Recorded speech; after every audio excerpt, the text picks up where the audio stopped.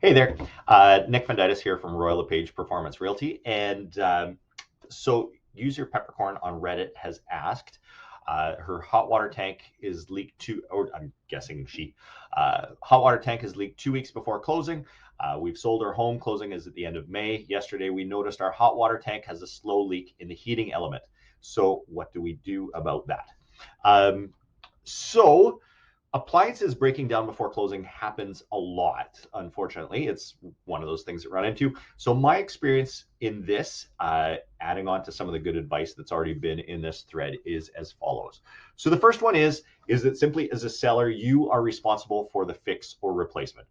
Generally, real estate agreements of purchase and sale in Canada, it's going to, depending on what you call it in your province or what they look like in your province, they generally have a phrasing that says that chattels and fixtures will be in good working order on the day of closing. So a chattel is anything, if you, in a general sense, if you took the house, turned it upside down and shook it a little bit, it's all the things that would fall out. So that includes your appliances, anything that's not kind of nailed down to the wall. And this would include your hot water tank too, even though it's run into your piping.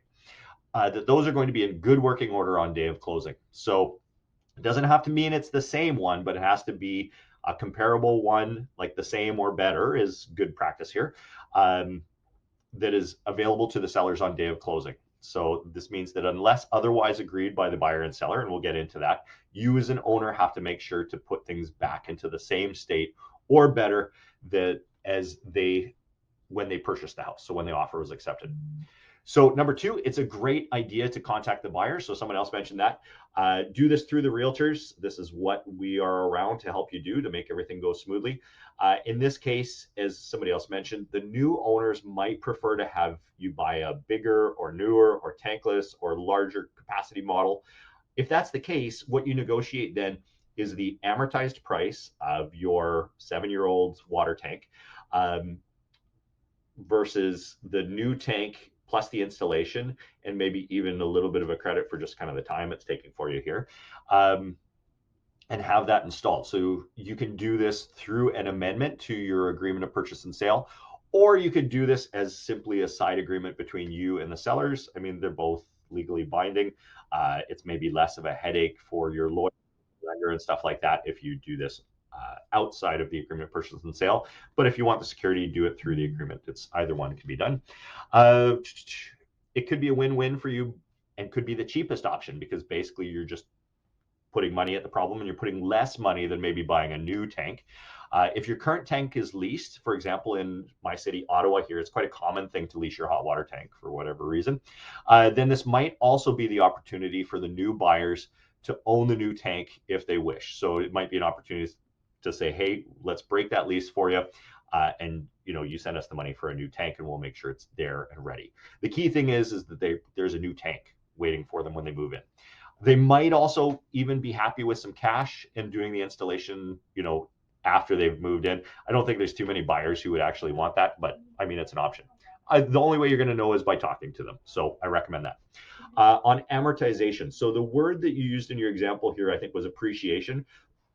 But what we're really looking at is amortized value. So it's the idea that any asset is going to go down in value over time as it's being used. So first and foremost, your responsibility as a seller is to put things back to normal. So what your husband has said here about just give them some money for the amortized value, that's not going to fly because there's still the headache of the installation. There is the cost of the installation. There is the fact that they're going to be without hot water for a little bit when they move in. You can't leave a seller with that. You can't leave a buyer with that. Sorry, that's not fair to them.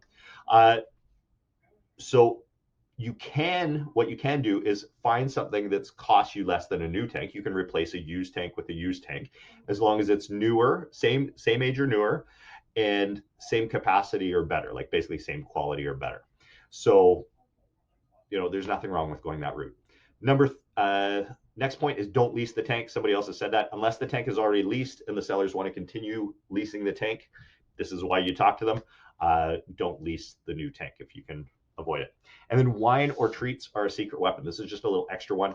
I have found over the years that leaving a nice bottle of wine with a nice note and maybe a few treats, some chocolates or something like that for the new owners goes a long way to any little speed bumps that you had in the closing, any little kind of annoyances or bad blood, people tend to forget about it if there's that nice feeling upon when they move in. So, I mean, it sounds like a little bit of a trick or something. It's not. It's just a kind thing to do for the buyer, and you will find that you will get you'll drastically reduce the post-closing headaches. It's more likely that your old mail is going to get forwarded to your new place if you have somebody who's moved in your house that has a good feeling about you. So that's my advice. I hope that it's helpful for you or anybody else who might be in the same situation.